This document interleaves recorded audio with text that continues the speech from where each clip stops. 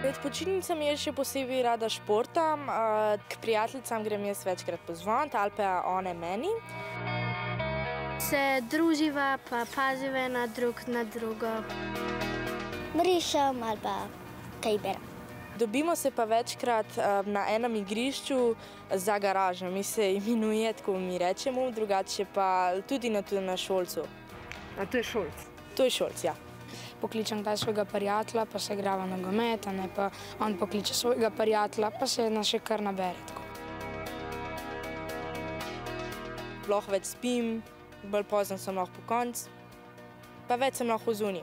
Imam obveznosti, ja ne treniram nogomet in zdaj med počitnicami imam samo 3-krat na teden, ker so nam rekli, da imamo tudi mi malo počitnice, pa da se malo posvetimo v šoli. Sama nas prehajati, sama se moram razmigati, moram iti taj v trgovino ali pa po smeti nositi.